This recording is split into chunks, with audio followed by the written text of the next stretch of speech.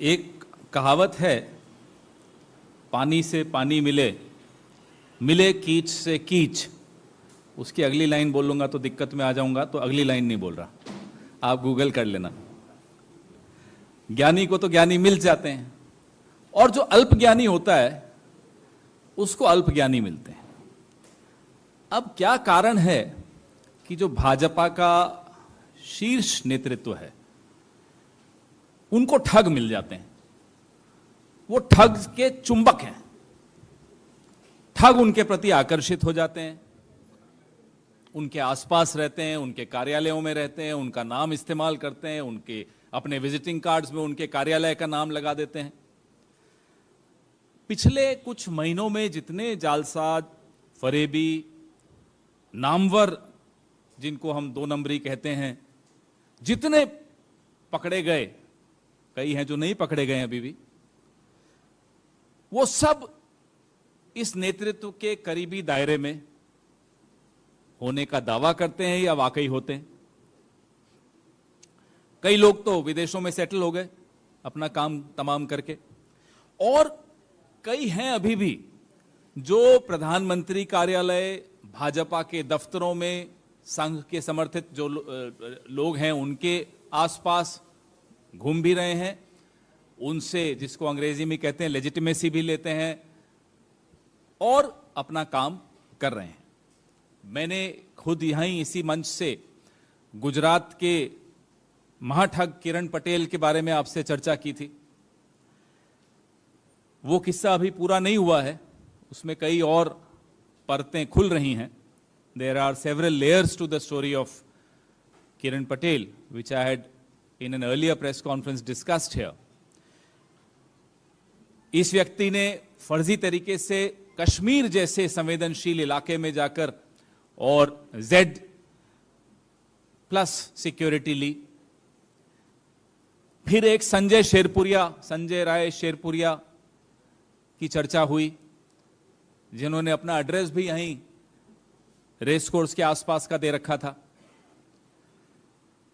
और ऐसा महान ठग था जिससे जम्मू कश्मीर के उपराज्यपाल मनोज सिन्हा ने भी लोन ले रखा है 25 लाख का। मतलब कमाल के ठग हैं। 350 करोड़ का गबन किया, 25 लाख, बड़े नेता है मनोज सिन्हा जी, उनको कर्जे में दे दिया।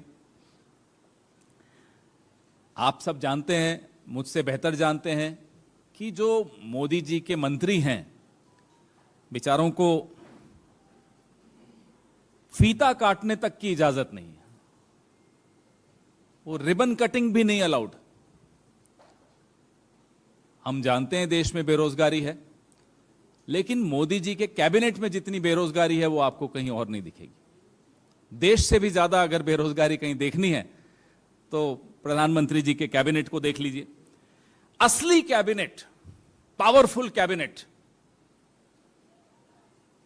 ये ठग्स ऑफ हिंदुस्तान की पिक्चर आई थी एक 2018 में, ठग्स ऑफ हिंदुस्तान। उससे पहले भी कई पिक्चरें आई हैं, दिल्ली का ठग, बनारसी ठग।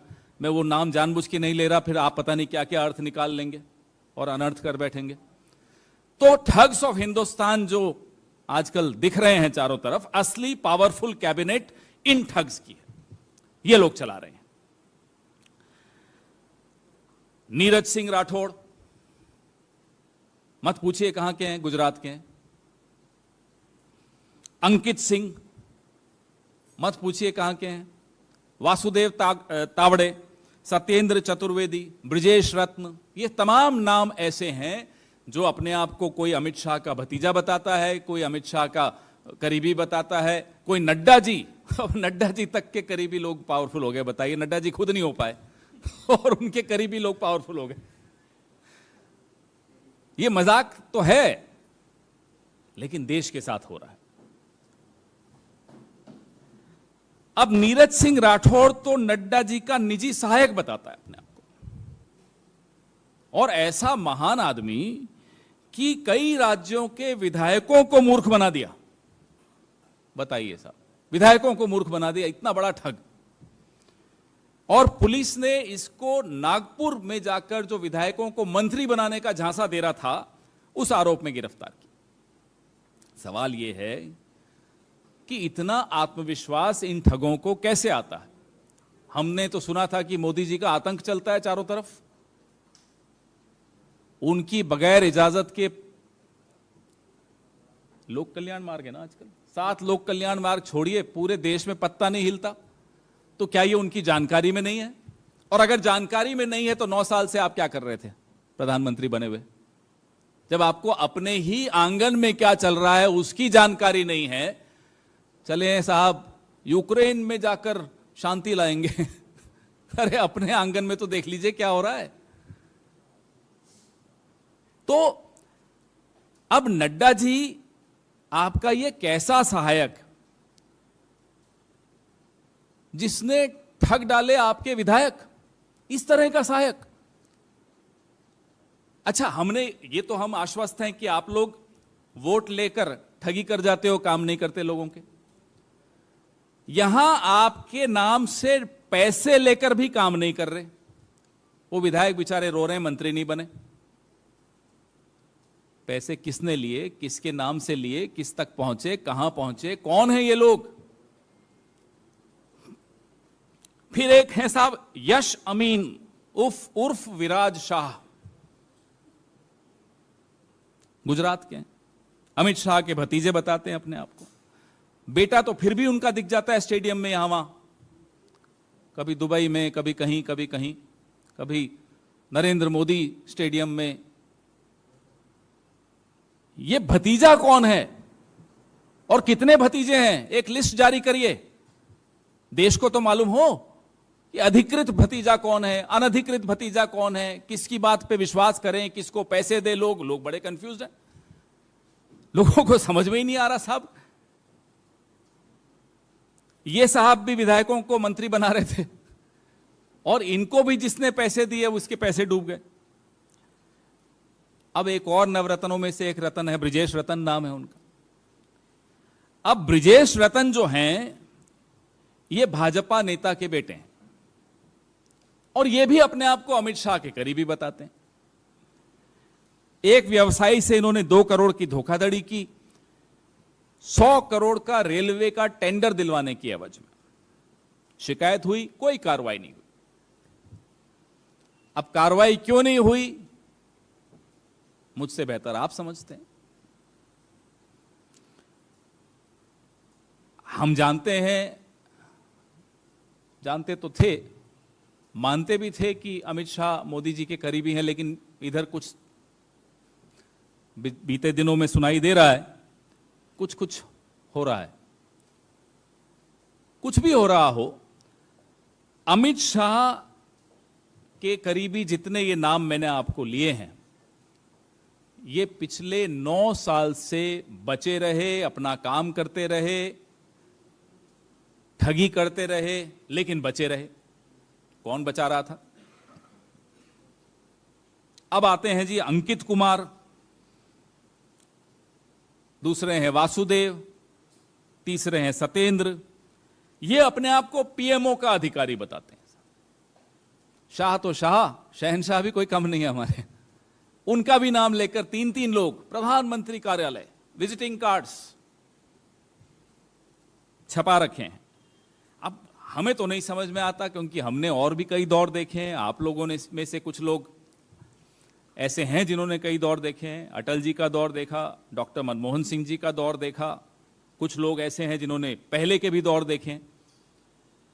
ऐसा दौर कभी नहीं देखा जहां प्रधानमंत्री कार्यालय का नाम लेकर कोई ठगी करने की हिम्मत और हिमाकत कर सके। ये दौर हमने पहली बार देखा और बदस्तूर लगातार ये दौर हम देखते चले जा रहे हैं। लगातार कोई ना कोई नाम आ ही जाता है कि साहब इसने विजिटिंग कार्ड छपवा लिया, कोई Z+ ले रहा है, कोई लोन दे रहा है आप ही के LG को। ऐसे महान लोग। ऐसा लगता है कि ठगी का एक बहुत बड़ा बरगद नई दिल्ली में है और उसके नीचे छोटे छोटे खरपतवार की तरह ठग चल रहे हैं, उगते जा रहे हैं, उगते जा रहे हैं।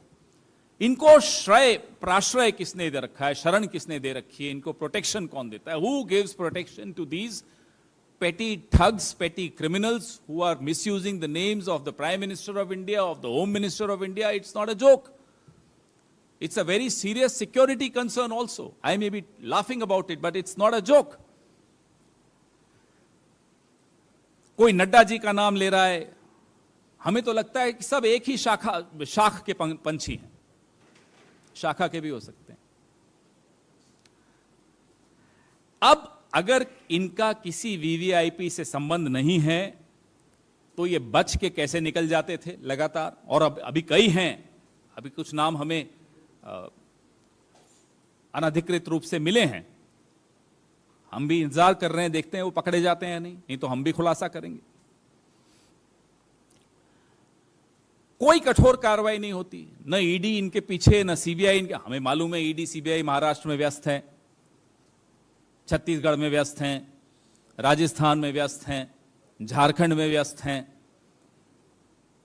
इतने कितने व्यस्त हो गए आप लोग सरकारें बनाने में और सरकारें गिराने में कि असली काम भूल गए अपना। इनमें से कोई एक किसी के पीछे ईडी पड़ी हो, बताइए 2-2 करोड़ का आपने रिश्वत ली, 100 करोड़ का टेंडर दिलवाने के लिए, कहां है ईडी? अब हमें यह भी जानकारी लेनी है, संशय है मन में, शक है और बड़ा लेजिटिमेट डाउट है हमारे दिमाग में कि ये जो ईडी सीबीआई बन के लोगों के घरों में जाते हैं, ऑफिसेज में जाते हैं, ये असली हैं या ये भी